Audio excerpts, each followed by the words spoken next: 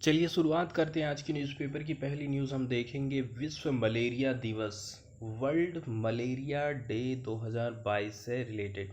ठीक है, आज 26 तारीख है, कल थी 25 अप्रैल। 25 अप्रैल को हम सेलिब्रेट करते हैं विश्व मलेरिया दिवस। इस बार की थीम रखी गई है harness innovation to reduce the malaria disease burden and save lives. मतलब कि हमें इनोवेशन को बढ़ावा देना है जिससे रिड्यूस हो सके मलेरिया डिजीज़ बर्डन, और इससे हम जो लोगों की जान है उसको बचा सकें। World malaria day will be marked under the theme harness innovation to reduce the malaria disease burden and save life. No single tool that is available today will solve the problem of malaria। कोई भी ऐसा single tool आज तक मौजूद नहीं है जो कि सॉल्व कर सके मलेरिया की प्रॉब्लम को। विश्व स्वास्थ्य संगठन WHO is calling for investment and innovation. WHO कहता है हमें इन्वेस्टमेंट करने की ज़रूरत है, इनोवेशन लाने की ज़रूरत है। That bring new vector control approaches, जिससे कि नई जो वेक्टर कंट्रोल अप्रोचेस आए। ठीक है, इसके अलावा डायग्नोस्टिक्स में, एंटी मलेरियल मेडिसिन में and other tool to speed the pace of progress against malaria. Malaria बीमारी के बारे में बताया जाता है मलेरिया प्रिवेंटेबल और ट्रीटेबल डिसीज़ माना जाता है। इसको हम रोक सकते हैं, इसका हम इलाज कर सकते हैं। Disease that continues to have a devastating impact on the health. इसने बहुत बुरा प्रभाव छोड़ा है हमारे हेल्थ पर and livelihood of people around the world. हमारी जीविका और हमारा स्वास्थ्य दोनों को इसने प्रभावित किया है।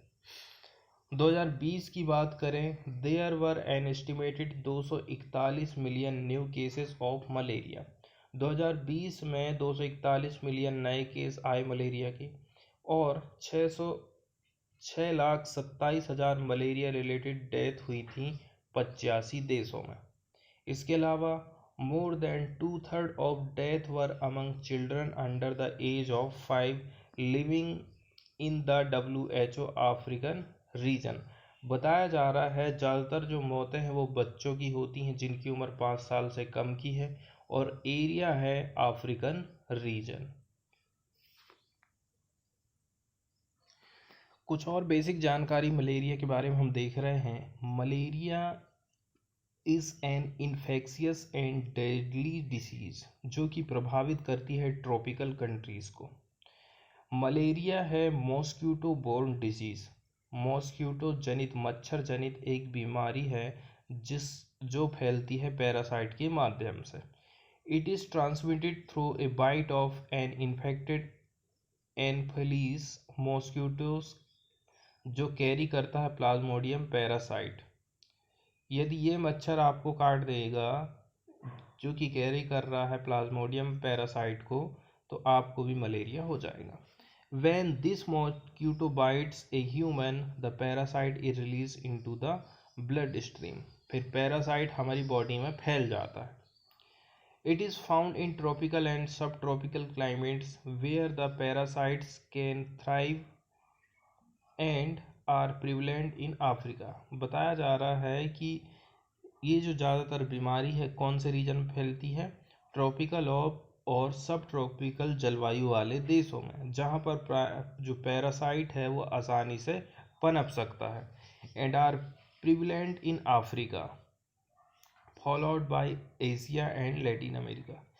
It also affects people in middle east and Europe to a much smaller degree. इसके अलावा मिडल ईस्ट में, यूरोप में, सारी जगह ये फैला हुआ है। रीजन बताए गए हैं कौन कौन से कारण से ये फैलता है। पहला है मलेरियल वेक्टर जिसको हम एनोफिलीस स्टेफेंसी बोलते हैं। यदि ये हमें काट देता है मच्छर तो इससे हमें मलेरिया फैलता है। दूसरी बात, मुझे मलेरिया है, एक एक इंजेक्शन मुझे लगाया गया और उसी इंजेक्शन को दूसरे लोग को लगा दिया गया, तो उस व्यक्ति को भी मलेरिया हो जाएगा। इसके अलावा यदि मलेरिया से प्रभावित व्यक्ति के ऑर्गन को ट्रांसप्लांट किया जाता है तब भी मलेरिया फैल जाएगा। ब्लड ट्रांसफ्यूजन से, ठीक है, रक्तदान यदि आप कर रहे हैं। इसके अलावा इन्फेक्टेड मदर, मलेरिया से यदि मदर प्रभावित है तो उसके बच्चे को भी ये प्रभावित कर सकता है। बचाव के बारे में यदि हम बात करें तो पहला जो उपाय है वो है वेक्टर कंट्रोल। इसके अंतर्गत आप या तो मच्छरदानी में सोइए या फिर स्प्रे का छिड़काव किया जाता है मच्छरों को मारने के लिए। प्रिवेंटिव थेरेपी दी जाती है। It is use of medicine, इसमें आपको मेडिसिन दिया जाता है either alone or in combination to prevent infection and their consequence. ठीक है, इन्फेक्शन को रोकने के लिए आपको मेडिसिन दी जाती है। इसमें इंक्लूड है chemo prophylaxis, intermediate preventive treatment of infants and pregnant women, shortcut में IPTI, IPTP। इसके अलावा seasonal malaria chemo prevention SMC है, एंड मास ड्रग एडमिनिस्ट्रेशन शामिल है। These safe and cost-effective strategies are intended to complement ongoing control activities. इसमें include है vector control measure, prompt diagnosis of suspected malaria and treatment of confirmed cases with anti-malarial medicine. Malaria vaccine की बात करी जा रही है। 2020 में WHO ने एंडोर्स किया था पहली एंटी मलेरिया वैक्सीन को। ठीक है, इंडोर्स मतलब अनुमोदित करना या फिर डिक्लेयर करना था। RTS-S/AS01 RTS-S trade name Mosquirix vaccine is the first ever anti malarial vaccine recommended by the WHO। यहाँ पर उसका नाम भी दिया गया है। ठीक है, ट्रेड नाम बताया गया है मॉस्क्यूरिक्स और इंग्लिश में इसका नाम RTS-SAS01 RTS-S नाम रखा गया था। इसको डेवलप किया गया है ग्लैक्सो स्मिथ क्लाइन के द्वारा, GSK के द्वारा, which is an essential part E2025 initiative of WHO। Using this vaccine with existing tool to prevent malaria could save tens of thousand of young lives each year. आपको vaccine दी जाएगी, इसके साथ साथ में आपको मच्छरदानी का भी प्रयोग करते रहना है। The WHO's recommendation was based on the results from ongoing pilot program Ghana, Kenya और मलावी। यहाँ पर एक्सपेरिमेंट किए गए थे। इसके बाद ये कहा गया है कि जो यूथ लोग हैं उनमें फ़ायदा कर रही हैं।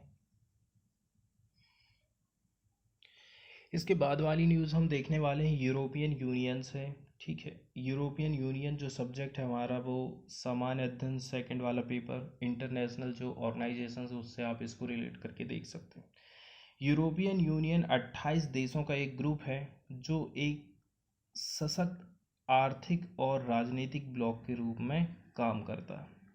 इसके 19 सदस्य देश अपनी आधिकारिक मुद्रा के तौर पर यूरो का यूज़ करते हैं, जबकि 9 सदस्य देश जिसमें शामिल है बुल्गारिया, क्रोएशिया, चेक गणराज्य, Denmark, Hungary, Poland, Romania, Sweden, United kingdom euro का यूज़ नहीं करते हैं। यूरोपीय देशों के मध्य सदियों से चली आ रही लड़ाई को समाप्त करने के लिए यूरोपीय संघ के रूप में एक एकल यूरोपीय राजनीतिक इकाई बनाने की इच्छा विकसित हुई, जिसका द्वितीय विश्व युद्ध के साथ समापन हुआ और इस महाद्वीप का अधिकांश भाग समाप्त हो गया था। EU ने कानूनों की मानकीकृत प्रणाली के माध्यम से एक आंतरिक इंटरनल सिंगल मार्केट विकसित कर लिया है जो सभी सदस्य राज्यों के लिए लागू है। सब देशों की एक सी राय रहेगी इसमें। लक्ष्य की बात करें तो यूरोपियन यूनियन के सभी नागरिकों के लिए शांति, मूल्य और कल्याण को प्रोत्साहित करना, आंतरिक सीमाओं के बिना स्वतंत्रता, सुरक्षा और न्याय प्रदान करना, आंतरिक सीमाओं को स्वतंत्रता, सुरक्षा और न्याय प्रदान करना। ठीक है, सामाजिक बहिष्कार और भेदभाव को हटाना, ख़त्म करना, वैज्ञानिक और तकनीकी प्रगति को बढ़ावा देना है, आर्थिक सामाजिक क्षेत्रीय उद्योगिता को बढ़ावा देना है, सांस्कृतिक और भाषाई विविधता का सम्मान करना है, एक आर्थिक और मौद्रिक यूनियन भी बनाना है जिसकी मुद्रा यूरो होना चाहिए। हिस्ट्री की बात करें तो यूरोपीय एकीकरण को द्वितीय विश्व युद्ध के बाद अत्यधिक राष्ट्रवाद को कंट्रोल करने के रूप में देखा गया था, जिसने महाद्वीप को लगभग तबाह कर दिया गया था। 1946 में जूरिच विश्वविद्यालय स्विट्जरलैंड में विंस्टन चर्चिल ने आगे बढ़कर यूनाइटेड स्टेट ऑफ यूरोप के उद्भव की वकालत करी थी। फिर 1952 में 6 देश Belgium, France, Germany, Italy, Luxembourg और नीदरलैंड अपने कोयला और इस्पात उत्पादन को एक आम बाजार में रखकर उनकी संप्रभुता के हिस्से को खत्म करने के लिए पेरिस संधि के तहत ECSC की स्थापना करी गई थी, European coal and steel community. फिर 1952 में पेरिस संधि के अंतर्गत यूरोपीय न्यायालय की स्थापना भी की गई। साल 2009 तक इसे यूरोपीय समुदायों के न्याय के लिए न्यायालय कहते थे। EAEC, जिसको यूराटोम कहते हैं, यूरोप में परमाणु ऊर्जा के लिए एक विशेषज्ञ बाजार बनाने के लिए मूल उद्देश्य के साथ यूरोटम संधि द्वारा स्थापित एक इंटरनेशनल ऑर्गेनाइजेशन है। इसके अलावा इसका उद्देश्य परमाणु ऊर्जा विकसित करके अपने सदस्य राज्यों में इसे वितरित करना है और अधिशेष और गैर सदस्य राज्यों को बेचना है। इसके बाद फिर विलय संधि आई। विलय संधि के बाद शेंगेन समझौता 1985 का, सिंगल यूरोपीय अधिनियम 1986 का है, फिर मॉस्ट्रिच संधि 1992 है।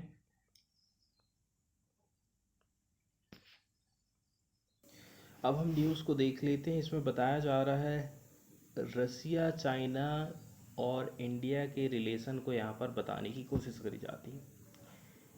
रसिया चाइना की जो टाई है, दोनों के बीच में जो संबंध है, उसका बंधन है, उसमें कोई भी लिमिट नहीं है, ऐसा कहना है यूरोपियन यूनियन की चीफ का। ठीक है, एमिड यूक्रेन वार। एक तरफ तो इन्होंने यूक्रेन की जो कंडीशन है उसको लेकर के रसिया के ऊपर हमला बोला, लेकिन दूसरी तरफ इनका कहना है कि हमें आगे आकर के मदद भी करनी होगी। The friendship between Russia and China has no limits, president of European commission Ursula von der Leyen said here on Monday. Addressing the inaugural session of the annual Russian dialogue, which was attended by Prime Minister Narendra Modi and External Affairs Minister S. Jaishankar, she condemned the Russian aggression in Ukraine but also supported the need to find a diplomatic solution to the crisis. लेकिन देखिए, एक तरफ तो आलोचना कर रही हैं, लेकिन दूसरी तरफ वो चाह रही हैं कि अभी भी जो युद्ध चल रहा है वो बंद हो जाए, डिप्लोमेटिक बातचीत दोनों देशों के बीच में होना चाहिए। नेक्स्ट न्यूज़ हम देखने वाले हैं चेन्नई तमिलनाडु से। तमिलनाडु की असेंबली ने मंडे के दिन अडॉप्ट किया है 2 बिल को, ठीक है, जो कि एम्पावर करते हैं वहाँ की चुनी हुई सरकार को। वो सरकार अपॉइंट करेगी vice chancellor VCs to 13 state universities under the aegis higher education department by amending respective act. पहले जो बने हुए थे कानून, उनमें अभी सरकार ने बदलाव किया है। The AIDMK and the BJP opposed the bill and the latter also staged a walkout। ठीक है, अपोजिशन की तरफ से काफ़ी विरोध यहाँ पर देखने को मिला। Currently the governor, who is also chancellor of state universities, appoints vice chancellors from a panel of 3 names recommended by a selection committee। अभी करंट में क्या होता है, गवर्नर जो कि चांसलर रहते हैं स्टेट यूनिवर्सिटी के, वो अपॉइंट करते हैं वाइस चांसलर को। कहाँ से? From A panel of 3 names, 3 नाम का एक पैनल रहता है जिसको रिकमेंड किया जाता है सिलेक्शन कमेटी के द्वारा। The house adopted the bill on the same day that governor RN Ravi inaugurated a 2-day meet of vice chancellors of state, central and private varsities at Udhagamandalam. Bill जो कि इंट्रोड्यूस किए गए थे हाउस में किसके द्वारा, हायर एजुकेशन मिनिस्टर के Ponmudi के द्वारा, ठीक है। Cited the Gujarat university act 1949 है, और Telangana university act 1991 which empower the state governments to appoint vice chancellors. इसके बाद वाली न्यूज़ हम एक्सप्लेनर वाले पेज से देखने वाले हैं। कुरिल आइलैंड से रिलेटेड क्या है, इस पर विवाद क्या है, इसकी हिस्ट्री यहाँ पर समझने की हम कोशिश करेंगे, ठीक है। ये जो मैप देख रहे हैं आप, मैप में जो रेड कलर दिखाया जा रहा है, ठीक है, ये वाला एरिया है विवादित, ठीक है। अभी फ़िलहाल जापान के पास में है, और ये वाला जो एरिया है ये पूरा ये आपका आ गया रसिया, ठीक है। ये होक्काइडो है, ये है होक्काइडो, ये पूरा इस प्रकार से कुरिल आइलैंड फैला हुआ है, ठीक है। तो ये पूरा तो रसिया के कंट्रोल में है। मेटुआ आइलैंड गोल गोल कलर से जो दिखाया गया है ना, ये पूरा एरिया ब्लू वाला है रसिया का। लेकिन ये जो रेड एरिया है ये है इटुरप कुनाशिर शिकोंटान, जापान का है। ये होबामाई आइलैंड इसमें भी शामिल है, इतने सारे आइलैंड आ जाते हैं। ये जापान सागर है, सी ऑफ ओक्टस्क, पैसिफिक ओशियन, ये महत्वपूर्ण लोकेशन यहाँ से हम देख लिए। हिस्ट्री बताई जाती है कुरिल डिस्प्यूट की। 1855 में the treaty of Shimoda gives southern Kuril to Japan. दक्षिण वाला जो द्वीप था वो जापान के हवाले किया गया था उस टाइम में, और जो बचा हुआ आइलैंड चेन था वो रसिया को दे दिया गया। Sakhalin island to be under joint administration, और जो साखलिन आइलैंड है वो जॉइंट एडमिनिस्ट्रेशन में रखा गया था। आगे बताया जा रहा है 1875 में क्या हुआ। Treaty of Saint Petersburg cedes all Kuril to Japan in exchange for Russia jurisdiction over Sakhalin. यहाँ एक शर्त रखी गई, ठीक है, कि जितने भी कुरिल्स वाला जो आइलैंड है वो जापान को दे दो, उसके एक्सचेंज में क्या होना चाहिए, Russian jurisdiction over Sakhalin, Sakhalin में रसिया का जुरिडिक्शन चलेगा। 1905 में after Russia's defeat in the Russo Japan war, Japan gains control of southern Sakhalin. लड़ाई हुई 1905 में, जापान ने कंट्रोल कर लिया साउदर्न साखलिन के ऊपर। फिर 1945 the Soviet union occupy the entire Kuril chain and southern साखलिन after declaring war on Japan during world war second. इसके बाद फिर जब वर्ल्ड वार सेकेंड चल रहा था तो यहाँ से एकदम खदेड़ दिया रसिया ने जापान को, दोनों जगह से, साखलिन और कुरिल चेन। 1951 में जापान ने री अनाउंस किया claim to Kuril in the treaty of Saint Francisco signed between Japan and allied powers. The Soviet Union does not sign and Japan later claimed that the four southern islands are not part of the Kuril chain. इस प्रकार से इसका विवाद रहा। 1956 Soviet Japanese joint declaration restored diplomatic ties between two countries. The Soviet union agrees to cedes island of Shikotan and Habomai to Japan after signing of formal peace treaty. Japan को Shikotan और हवाईमोई island दे दिए गए। Japan claim करता है territorial right to all four southern island, so no agreement is sign. Natural farming आखिर होती क्या है। नेचुरल फार्मिंग में केमिकल वगैरह का प्रयोग बहुत कम किया जाता है, रासायनिक खादों का उपयोग नहीं किया जाता है। इसके अलावा कीटों को मारने के लिए जो कीटनाशक आते हैं उनका भी छिड़काव नहीं किया जाता। इसको प्राकृतिक रूप से खेती किया जाता है, जिसमें कि हम गोबर की खाद का प्रयोग करते हैं। इसके अलावा कीटों को यदि हमें मारना है तो इसके लिए हम नीम की पत्ती, ठीक है, उसका हम क्या करेंगे, स्प्रे बनाएंगे, घोल बनाएंगे और उसको फसलों के ऊपर स्प्रे किया जाता है। What is natural farming? Natural farming is related to soil microbiology. इसका सीधा संबंध soil microbiology से है, जिसमें इन्वॉल्व है chemical free farming and livestock based farming method. It is diversified farming system that integrate crops, trees and livestock allowing optimum use of functional biodiversity. It has many indigenous forms in India. The most popular one is practiced in Andhra Pradesh called zero budget natural farming. अलग अलग नामों से अलग अलग area में इसको जाना जाता है, जैसे कि जीरो बजट फार्मिंग कहते हैं इसको आंध्र प्रदेश में. अदर मेथड से नेचुरल फार्मिंग किस प्रकार से अलग? देखिए, plants by the way of photosynthesis use CO2 and water to convert solar energy to biochemical energy or food. About a third of the food manufactured by plant is required by the shoot system over the ground, while 30% is used by the roots. Almost 40%, however, is pushed into soil as root exudate,